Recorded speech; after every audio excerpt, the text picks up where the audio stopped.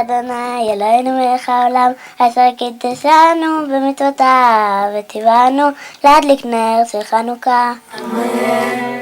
ברוך אתה אדוני אלוהינו מלך העולם שעשה ניסים לאבותינו בימים ההם בזמן הזה. אמן.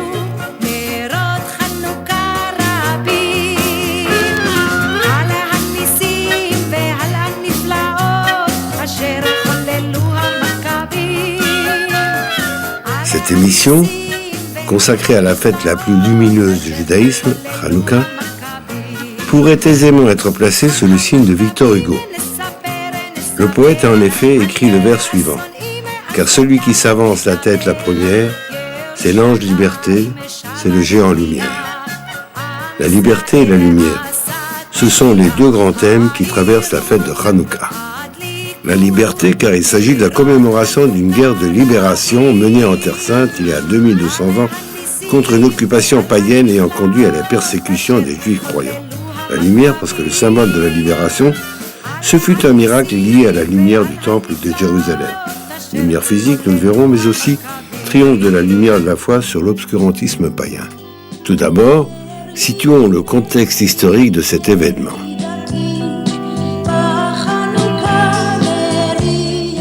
Nous sommes au second siècle avant l'ère chrétienne. Au cœur de la piété juive se trouve le temple de Jérusalem, où se pratiquent quotidiennement toutes sortes de rites.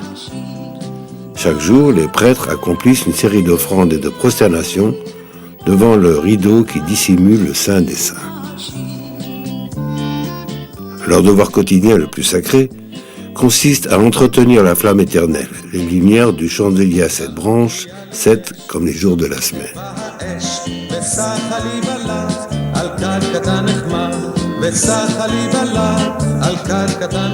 Durant toute la période du Second Temple, les Juifs jouirent d'une totale liberté de culte.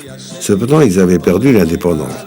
La Judée, comme on disait alors, avait été conquise par Alexandre le Grand, puis, à sa mort, annexée par ses successeurs, les Ptolémées d'Égypte, puis les Séleucides de Syrie. Remontons quelques siècles dans le temps. Depuis que Nabuchodonosor a détruit le temple de Jérusalem et occupé la Judée, le pays n'a cessé de vivre sous occupation étrangère, babylonienne puis perse, pour tomber finalement dans l'escarcelle d'Alexandre le Grand. Ses généraux se partageront son empire. La Judée échoua à une dynastie qui règne sur la Syrie, les Séleucides. En 170 avant l'ère chrétienne, le roi séleucide Antiochus IV décide d'imposer aux Juifs la religion et les mœurs des Grecs. Le temple est pillé et suprême outrage, on y installe une statue de Zeus. Sur l'autel, on sacrifie des porcs et on contraint les Juifs à les consommer. Un vieillard, Éléazar, choisira de mourir plutôt que de trahir sa foi.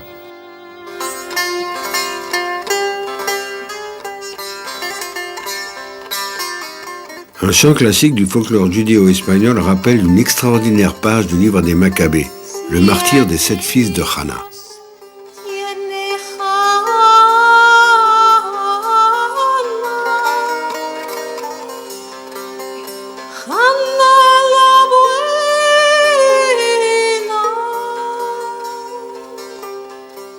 Le roi voulut contraindre ses 7 fils à manger de la viande de porc. Hana les exhorta l'un après l'autre à préférer la mort, assista stoïquement à leur supplice et, voyant s'éteindre l'une après l'autre les lumières de cette vie qu'elle avait portée dans son ventre, leur adressa cet exceptionnel discours.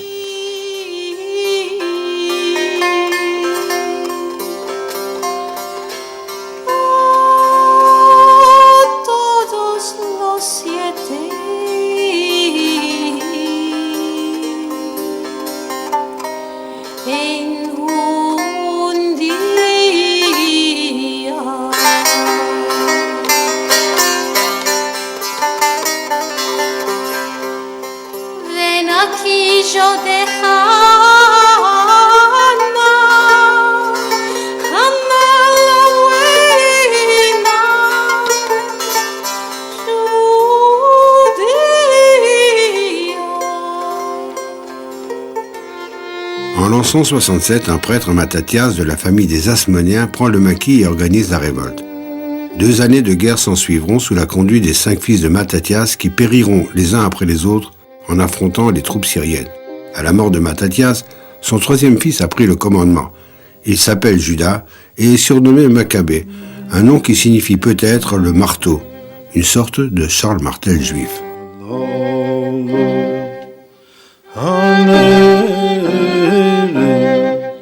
En l'an 165, Jérusalem est reconquise après de sanglants combats. Les troupes de Juda Maccabée entrent dans le temple, détruisent des idoles et raniment la flamme. On ne pouvait alimenter le grand chandelier d'or qu'avec de l'huile pure préparée et consacrée par les prêtres. Toutes les huiles avaient été souillées. Par miracle, on découvrit une petite fiole d'huile sainte qui suffisait tout juste à brûler un jour. Elle brûla 8 jours, temps de l'inauguration, Hanouka, du temple retrouvé. C'est la raison pour laquelle, aujourd'hui, nous célébrons Hanouka, anniversaire de l'inauguration du temple, 8 jours durant. Dorénavant, le symbole de la pérennité d'Israël ne serait plus le chandelier à 7 branches, la menorah, qui figurait aussi bien sur les monnaies que sur les fresques et mosaïques des synagogues anciennes, mais un autre chandelier, la Hanoukia, avec ses 8 branches et sur lequel on allume 8 lumières pendant la fête. Hanouka commémore donc les victoires militaires qui allaient redonner la liberté et l'indépendance aux Juifs et le miracle du Temple, et nous nous proposons de remonter aux sources de cette extraordinaire épopée. Bonjour, on peut dire qu'on a fait beaucoup de commentaires sur la fête de Hanouka et le rabbin Raphaël Sadin va nous proposer une petite anthologie de ces énormes commentaires qu'on a fait et qui d'une manière générale, porte sur les rapports de l'obscurité et de la lumière. Tout à fait, c'est la thématique centrale dans Hanouka, la lumière, l'obscurité. Et ce qui est tout à fait frappant d'emblée quand on lit les textes de Hanouka, c'est que le rapport entre Israël et la Grèce, qui est au cœur même de l'intrigue de Hanouka, sont basés justement sur cette confrontation de la lumière et des ténèbres, la Grèce étant en partie présentée comme les ténèbres, et Israël comme la lumière. Mais de quelle lumière parle-t-on? D'une lumière justement qu'on appelle organous, la lumière cachée par Dieu, une lumière qui n'est pas le produit du travail de la matière, mais une lumière absolument transcendante. Et il y a une contradiction tout à fait curieuse dans les textes, puisque Hanouka, à un moment donné, vous savez que dans les psukim, dans le premier psukim, dans Bereshit, il y a une allusion aux 4 empires avec lesquels Israël devra avoir affaire, qu'il devra traverser. Tohu, c'est Babel, Bohu, c'est la Perse, Rocher, qui veut dire l'obscurité, le Talmud l'interprète comme l'Empire grec, et Théom, qui veut dire pratiquement sans fin, l'abîme, c'est l'Empire romain dans lequel on continue à égarer. Le premier texte de la Bible, au commencement, Dieu créa les cieux et la terre, décrit cette création en 4 termes.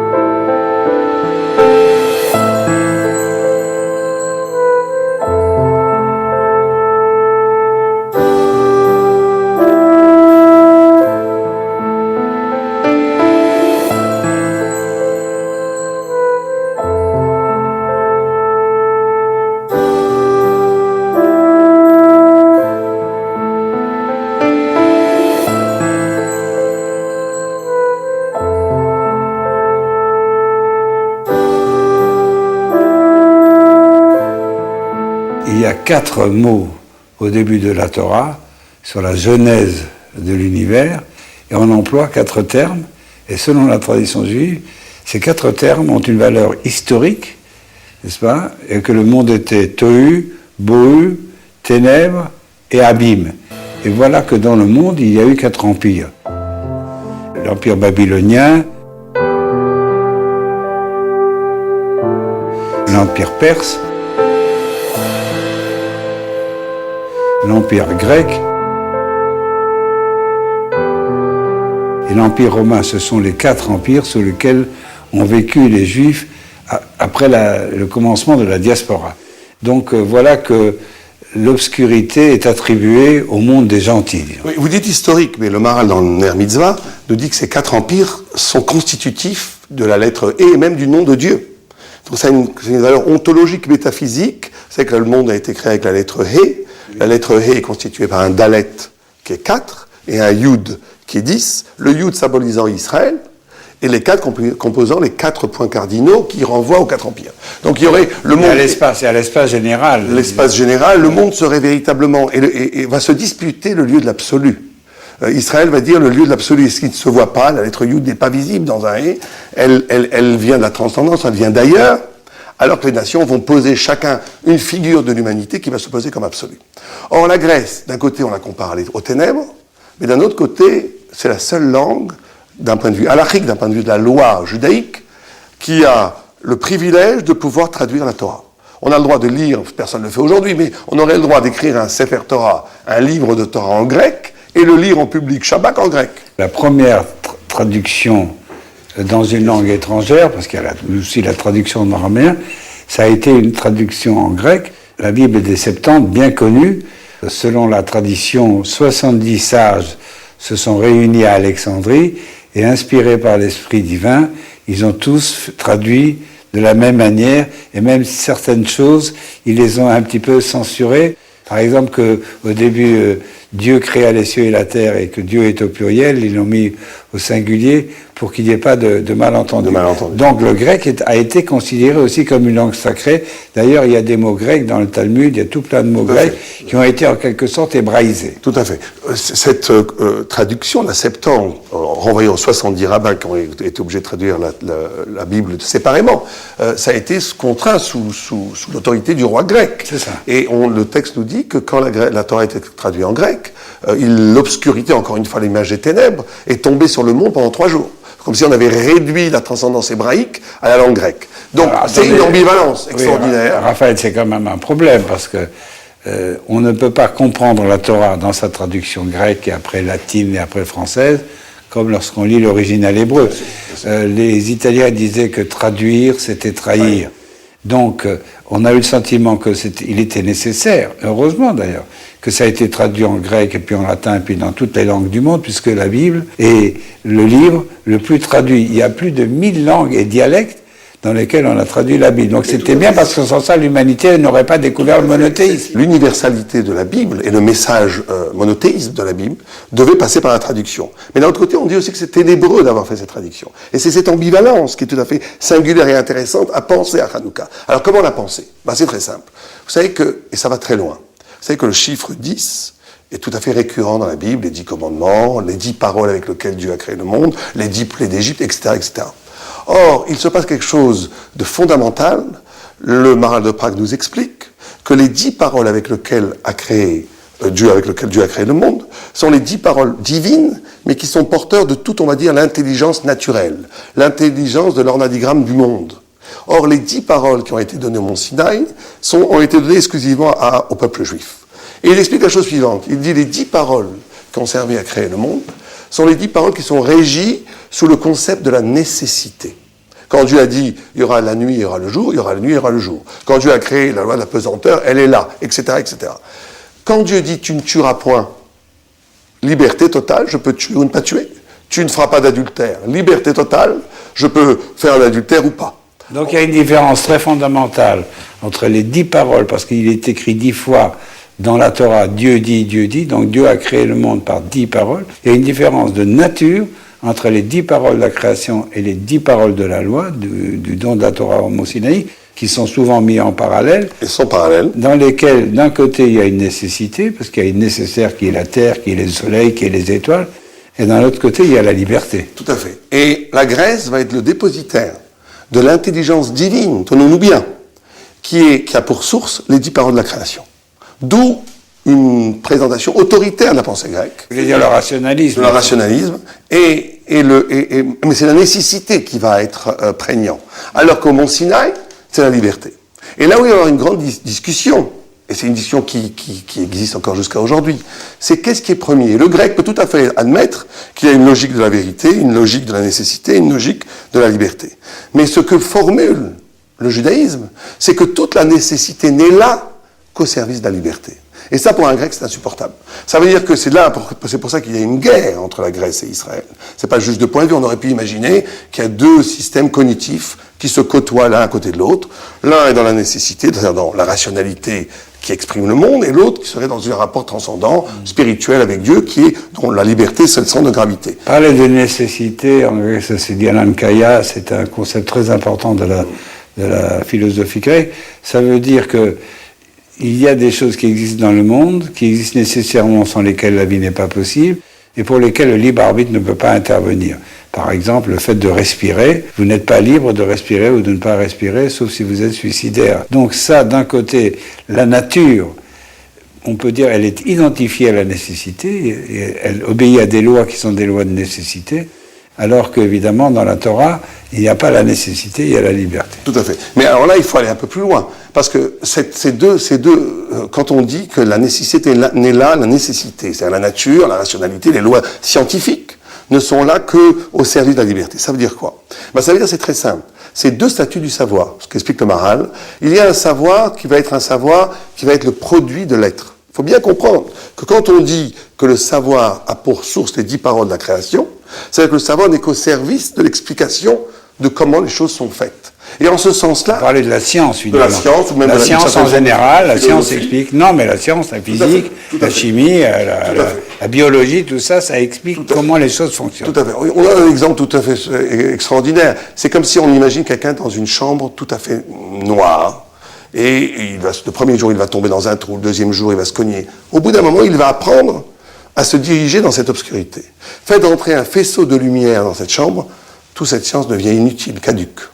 C'est la même différence. C'est-à-dire, est-ce qu'on a une vérité qui n'est que le produit du silex, une lumière, on va dire, qui n'est que le produit du silex, une intelligence qui n'est qu'une description de la vie, ou bien et du réel, ou est-ce qu'on a une vérité qui fait sens au-delà du réel, qui est plus originelle que le réel, et là il va y avoir une immense discussion entre les sages d'Israël et les sages grecs. Vous savez qu'il y a le Ramban qui amène un texte que moi je trouve merveilleux, où il compare la mort de Socrate et la mort de Moïse.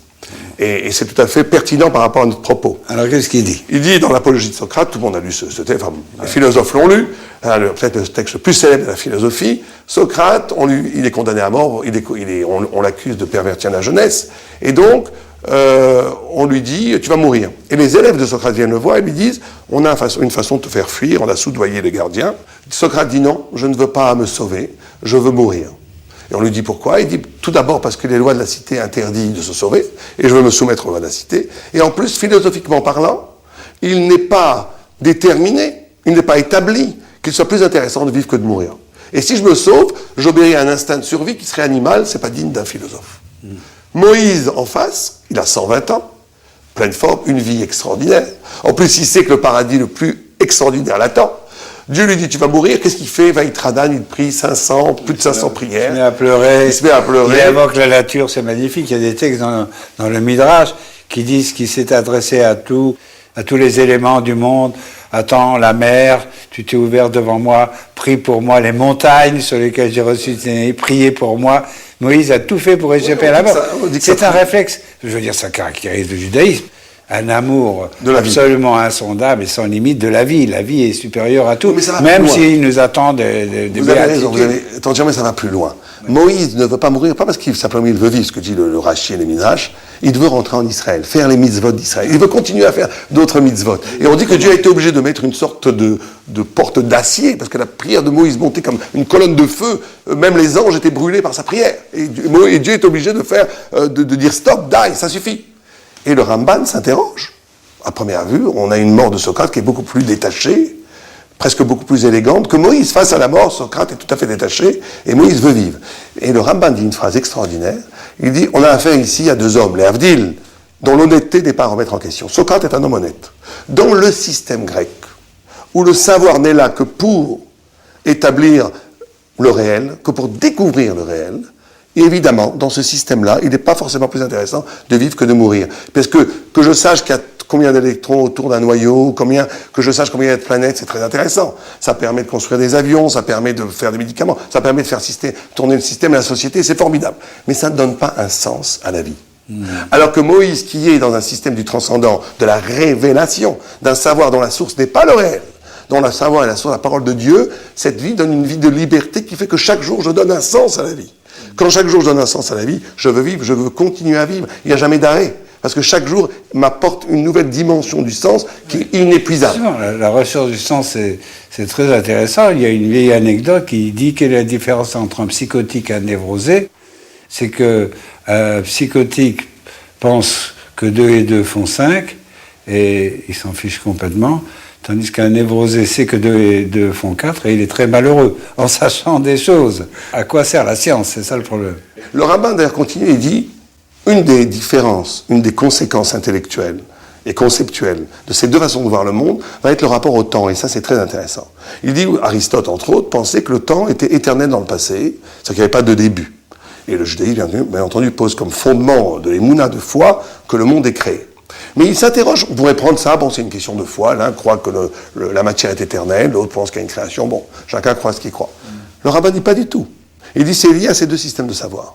Il dit un système de savoir qui est réglé sur le réel va rendre absolue l'idée à partir de ce qu'il voit. Or, le temps, si on vit de façon phénoménologique le temps, si on vit de façon expérimentale le temps est toujours une suite de quelque chose. Donc c'est inimaginable d'un point de vue presque logique d'imaginer une première seconde.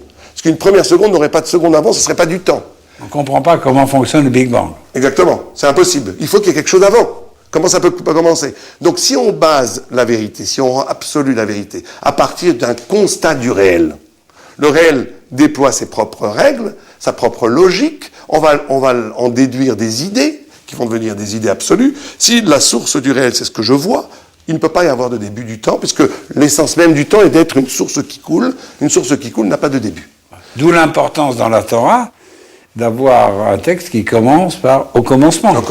C'est-à-dire que tout de même, c'est une idée très révolutionnaire et qui aujourd'hui divise encore les savants. Est-ce qu'il a pu y avoir un commencement? Tout à fait. Ou la grande question posée par Leibniz, pourquoi y a-t-il quelque chose? Pourquoi y a-t-il de l'être plutôt que rien? Tout à fait. Mais vous savez que il y a un rave qui dit une chose extraordinaire, il disait que le monde a forcément un commencement, parce que s'il n'y avait pas de commencement, ça veut dire qu'il serait infini dans le passé. Or, s'il était infini dans le passé, on ne pourrait pas vivre le temps présent, parce qu'il faudrait une infinité de temps pour arriver au temps présent. Or, cette infinité de temps n'est pas encore écoulée. Donc, on ne pourrait pas vivre le temps présent. Donc, le temps est une invention de Dieu. C'est une création de Dieu. La caractéristique de Dieu, c'est qu'il est en dehors du temps. Tout à fait. Dieu n'a pas de commencement ni de fin.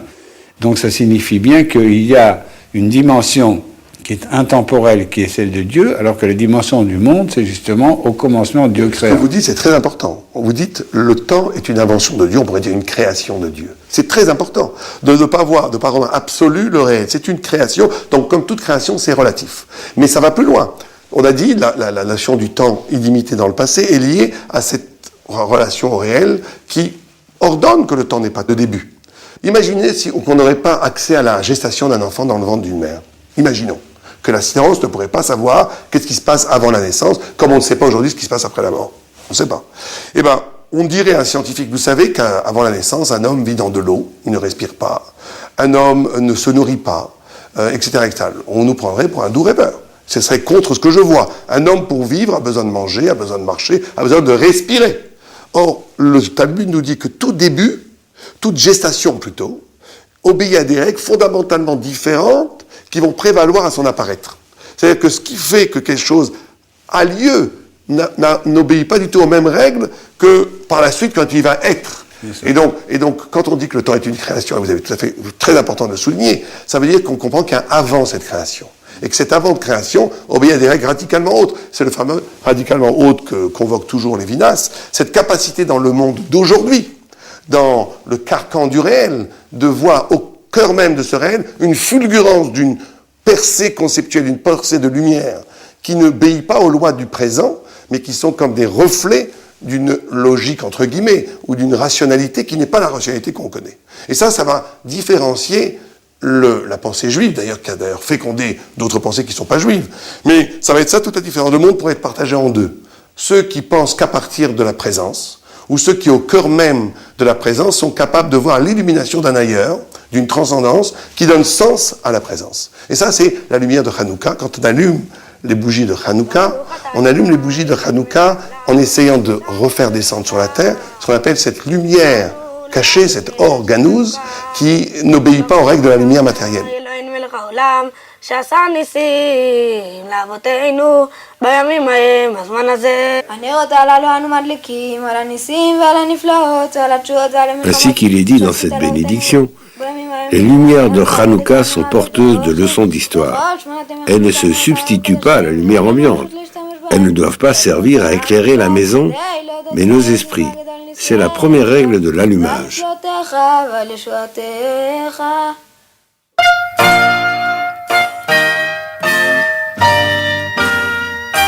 Néanmoins, quand commence la fête, la lumière est partout dans les rues.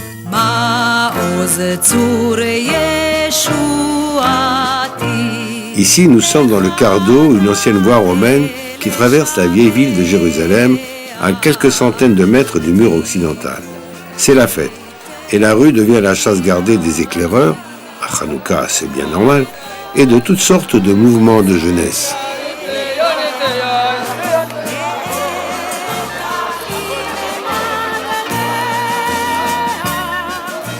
Le défilé se fait au son de l'hymne de Hanouka, Maoz Sour, ô rocher de mon salut, que nous entendrons sans cesse au cours de ce voyage. Hanouka est à la fois une fête religieuse, nous avons vu pourquoi, et une fête patriotique, sorte de 14 juillet, puisque en dehors du miracle, ce fut aussi la première libération de Jérusalem. D'ailleurs, c'est souvent à Hanouka que les futurs officiers prêtent serment.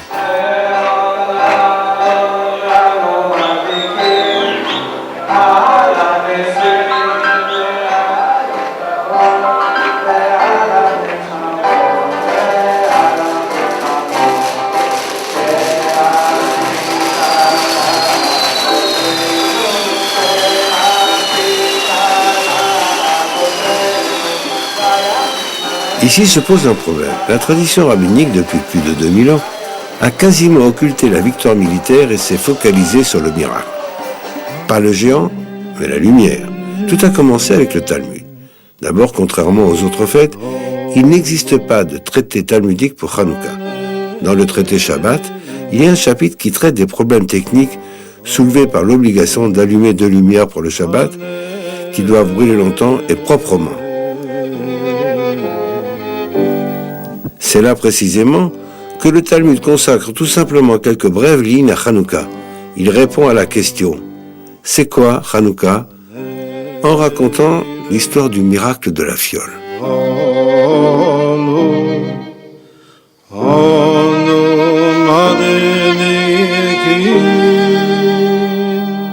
En fait, c'est dans un texte peu connu, Megillat Ta'anit, que l'on trouve l'essentiel des détails relatifs à la célébration de Hanouka. C'est là que l'on apprend notamment comment célébrer Hanouka et les règles de l'allumage des lumières.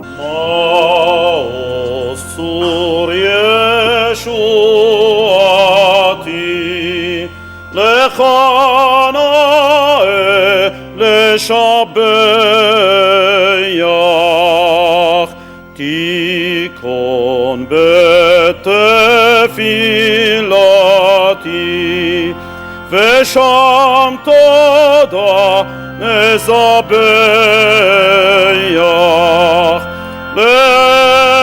לתכין מטבח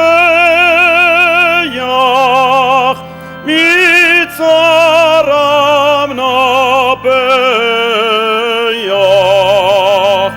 אז אגמור בשיר מזמור חנוכת המזבח. Si grand a été le miracle de Hanouka que la loi juive a ordonné de placer les lumières de la fête à l'extérieur de la maison, devant sa porte ou devant la fenêtre, pour en faire la publicité. Oh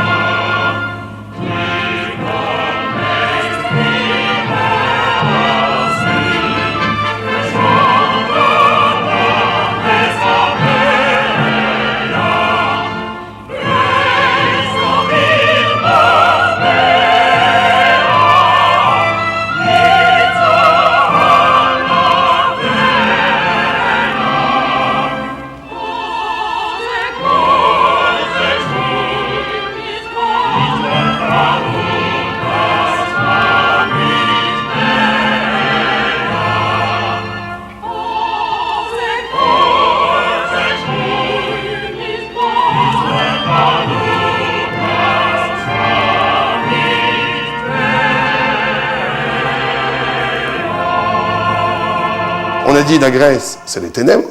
C'est la ténèbres parce qu'elle est une coupure de la transcendance, un radical. Elle pose l'intelligence à partir du réel, mais elle est en même temps quelque chose de merveilleux, puisque c'est la seule science qui peut traduire. C'est pour ça qu'on peut traduire la Torah en grec. Pour traduire le monde, pour expliquer ce qui est déjà et l'épanouir à son maximum, il n'y a pas mieux que la grecque. D'où la symbolique même dans notre... La grecque, c'est dans le sens même de la science. De la science et même du corps. La philosophie et la science. La philosophie et la science, on voit, quand on voit la Grèce, on voit le corps d'un athlète qui développe au maximum le corps. Pour développer ce qui existe déjà, il n'y a pas mieux que les Grecs. C'est pour ça que la tradition juive reconnaît à la Grèce la faculté de pouvoir traduire la Torah. Parce qu'elle va partir à partir d'un texte préexistant. En ce sens-là, elle est une sorte de lumière. Mais dès qu'il s'agit d'avoir accès à quelque chose qui dépasse ce qui est présent, c'est des ténèbres totales. Et donc, on vit avec cette ambivalence. Il doit y avoir une guerre entre d'abord une guerre militaire qui a eu lieu, mais une guerre mythologique, une guerre ontologique, une guerre à partir du sens. Qu'est-ce qui est le plus important? Est-ce que le plus important, le centre de gravité de l'existence, c'est le politique, c'est le pouvoir, c'est la réflexion humaine? Ou est-ce qu'un peuple a osé faire de sa centralité même, de son destin même, que son intrigue radicale, c'est la parole du Dieu vivant qui est plus présent dans l'existence quotidienne que le diktat du réel qui nous entoure. Ce serait peut-être ça le message le plus fondamental de Hanouka. N'oublions pas que Platon est un grand philosophe, Aristote aussi, mais qu'Aristote a écrit la physique et la métaphysique. Et bon, donc les Grecs ont analysé le fonctionnement du monde. Donc ça se focalise quand même sur le choc de deux lumières.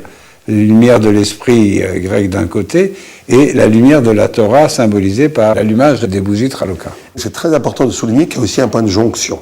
Les sages d'Israël ont très souvent utilisé la philosophie et il y a dans les paroles de certains, notamment Platon, contrairement à Aristote, l'écho de la parole des prophètes. Il y a des ponts tout à fait surprenants où il y a à un moment donné une sorte de fulgurance spirituelle, surtout chez Platon, et il y a une utilisation par Maïmonide, mais d'autres, des ustensiles intellectuels que sont la philosophie, pour expliquer justement certains passages du Talmud. Donc il y a forcément des ponts. Mais vous savez que la Grèce est comparée, dans le rêve de Daniel, à la panthère noire. Et on dit pourquoi on la compare à la panthère? Parce qu'elle a la chutzpah, comme on dit en français la chutzpah, l'insolence.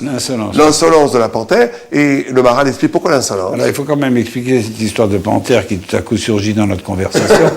C'est qu'il y a une vision biblique dans laquelle il y a 4 animaux, et chacun de ces animaux est considéré comme représentant un des 4 empires. L'aigle, c'est Bavel. Il y a l'ours, c'est la Perse. Il y a la panthère, qui est la Grèce. Et il y a cet animal terrifiant, il y a un animal qui intègre tous les autres animaux. Qu'on appelle la bête, et qui est Rome. Qui est Rome, l'Occident. Et qui a quand même un peu justifié, avec la violence des Romains, d'être cette bête immonde que décrit le prophète Daniel. Et on dit pourquoi la Grèce? Parce que le Maharal donne cette image tout à fait extraordinaire. Il dit, imaginez que vous avez une étendue infinie devant vous, et que devant cette étendue infinie, vous auriez un mur, et qu'à partir de ce mur, il y a un tout petit trou. Et je regarderai dans ce petit trou, et je verrai un tout petit champ derrière ce petit trou. Et je dirais, voilà, ce que je vois là, c'est ça. Il n'y a rien d'autre. Il n'y a rien d'autre. C'est l'insolence grecque. C'est de réduire le réel, de réduire le vivant à ce que je vois. Oui, mais quand même, Platon a un petit peu critiqué cette vue à court terme, puisque dans le fameux mythe de la caverne, il parle de l'être humain qui est comme dans une caverne et il voit des ombres, et il prend, on peut dire, ces ombres pour la réalité, d'accord? Et il ne se rend pas compte que ce ne sont que des ombres. Platon, je ne veux pas faire l'éloge de Platon en tant que rabbin, mais Platon est quand même le philosophe grec qui est, d'après moi, et de loin, le plus proche du judaïsme. C'est tout à fait curieux pour certaines traditions disent que Platon a appris toute sa sagesse en Israël. Il a fait un voyage en Israël, en Égypte. On dit, le livre d'histoire dit en Égypte. Nous disons que c'était en Palestine, et qu'il a rencontré Jérémie qui lui aura appris toute la sagesse. Mais juste pour aller sur ce point, parce que c'est peut-être le plus important dans Hanouka. Vous savez qu'à partir de la Grèce, inaugure la période de la fin de la prophétie. Les prophètes, le dernier prophète est mort quand Alexandre le Grand est né, nous dit la tradition talmudique. C'est comme si l'empire grec et la pensée grecque succédaient à la pensée juive et en quelque sorte prétendaient la remplacer. À la prophétie. La prophétie est annulée pratiquement par la pensée grecque. Pourquoi? Parce que comme on vient de dire, la prophétie étant cette capacité d'écouter une parole qui n'est pas égotique, qui ne vient pas de l'ego, qui ne vient pas de moi, elle a cette capacité d'écouter, d'être l'altérité radicale. Quelque chose qui n'est pas un produit de l'esprit humain. Exactement. Par exemple, on dit que Shlomo savait parler aux animaux, Salomon savait parler aux animaux. Ça veut dire quoi savoir parler aux animaux? Ça veut dire l'image, d'être capable de comprendre, de traduire un langage qui n'a rien à voir avec moi. La prophétie, c'était ça, c'est être capable de capter des paroles qui dépassaient largement l'esprit humain. Il y a un texte magnifique qui raconte qu'à un moment, je crois, des corbeaux ont parlé entre eux et que Salomon, en les entendant, s'est mis à rire parce qu'il comprenait le langage des animaux. C'est superbe cette image. Salomon dans son fauteuil, il rit et personne ne comprend pourquoi il rit. Tout à fait. On dit que peut-être le miracle le plus extraordinaire de Hanouka, c'est qu'on dit que Hanouka est né des ténèbres de la Grèce. Comment ça? Qu'est-ce que ça veut dire? Ça veut dire qu'effectivement, fin de la prophétie. On aurait pu croire, fin de la prophétie, mort du judaïsme. C'est ça. Le judaïsme était une spiritualité prophétique. C'est ça. Tout passait par la prophétie. Il n'y a plus de prophètes. Il n'y a plus de prophètes, c'est la fin des haricots. Pourquoi? Parce qu'on est réduit maintenant au subjectivisme. Or, à partir de la Grèce, ça va être la naissance de la Torah Shebalpé, de la Torah orale. Et c'est quelque chose qui m'a toujours fait frémir d'émotion. Où le Maharal explique, il dit, on aurait pu croire que c'est la fin du judaïsme, puisque maintenant on est réduit à partir du langage grec qui a colonisé l'esprit humain, chacun va l'interpréter comme il veut, donc on est dans le point de vue, on est dans la religion, on est dans le relativisme conceptuel, on est grec, on n'a plus du tout la révélation. Or le grand miracle de Hanouka, c'est que la naissance de la Torah Shebalpé, des multitudes d'opinions des initiés, des grands rabbins du Talmud, de la Mishnah et du Talmud, c'est qu'au fond de lui-même, l'homme condamné à sa subjectivité. Or le juif, qu'est-ce qu'il a rencontré quand il a rencontré sa subjectivité? Il a rencontré Dieu. Et c'est peut-être ça le plus grand miracle de Hanouka. C'est qu'à partir d'une introspection, à partir maintenant dans les ténèbres grecques, je n'ai plus la prophétie. Je suis seul avec un texte que je dois interpréter. Je pourrais tomber dans le subjectivisme, dans l'opinion, chacun dit ce qu'il veut et ce qu'il pense. À partir d'un travail initiatique très profond de l'étude des textes et de l'étude de la parole divine, on est arrivé que l'initié, le grand initié talmudique ou de la Mishnah, au cœur même de sa subjectivité, condamné à ne plus entendre la parole prophétique, condamné à une interprétation qui est dans une sorte de dépouillement, lui seul face au texte, il trouve à l'intérieur de cette une interprétation, le secret d'une lecture qui lui est propre et qui est l'écho de son âme. Et l'écho de son âme renvoie encore plus profondément au souffle de Dieu qui a créé cette âme.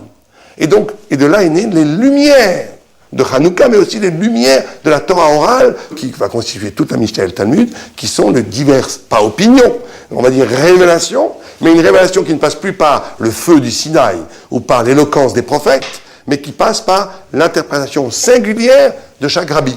C'est pour ça qu'à partir de la grecque, c'est la première fois qu'on nomme les rabbis. Il y a eu des millions de prophètes, certains sont nommés, mais on ne sait pas qui ils sont. À partir de la Grèce, la Torah va devenir subjective, elle va devenir individualisée.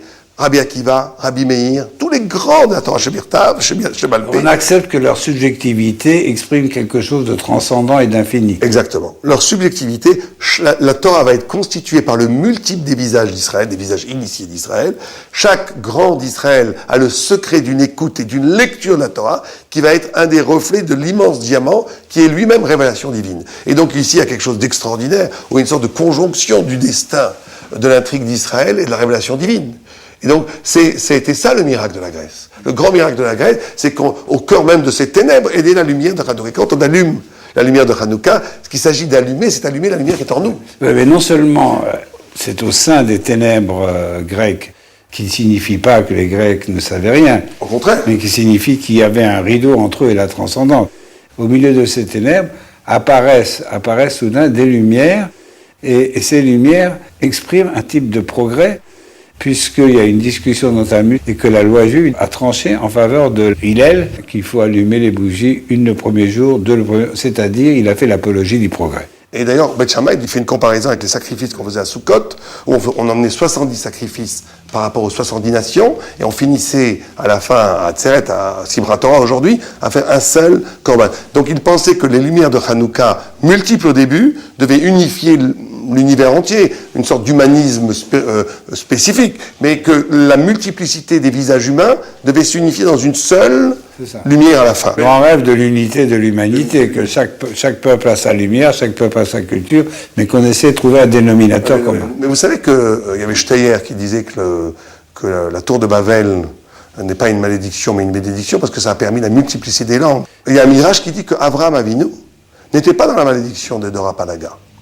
que lui a encore le secret de la langue unique qui est extraordinaire, puisqu'on dit Dvarim Achadim, Safa Achat ve Dvarim Achadim. Une seule parole. Ils avaient des paroles une, et qui s'inscriraient en français U-N-E-S. Oui, c'est intraduisible. En français, on peut concevoir que une peut être au pluriel. Oui, c'est ça. C'est le pluriel de un. Dans l'orthographe. Oui, l'orthographe. Mais comprendre une pluralité qui est une, C'est ça. c'était justement cette capacité. C'est que 70, c'est 70 visages humains. Il y a 70 façons d'être homme pour la Torah. C'est pour ça que le Sanhédrin, le grand tribunal d'Israël, était constitué de 71 sages, 71 pour qu'il n'y ait pas parité en cas de vote, mais les 70 étaient censés représenter l'humanité entière. Le grand Sanhédrin, dont on parle tellement en mal dans les évangiles, le grand Sanhédrin avait 71 savants, comme il y avait selon le Talmud 70 ethnies, chacun des membres du Sanhédrin devait connaître une langue et une culture. De telle sorte que le Sanhédrin avait une sorte de vocation universelle. Tout à fait. Et une vocation universelle qui essayait de réintroduire l'unité. C'est-à-dire que quand le Beddin donnait sa décision, quand le Sanhédrin donnait la décision, il fallait que dans sa décision unique, on puisse redécouvrir l'écho du multiple des 70. Vous avez ce chiffre 70 qui revient toujours.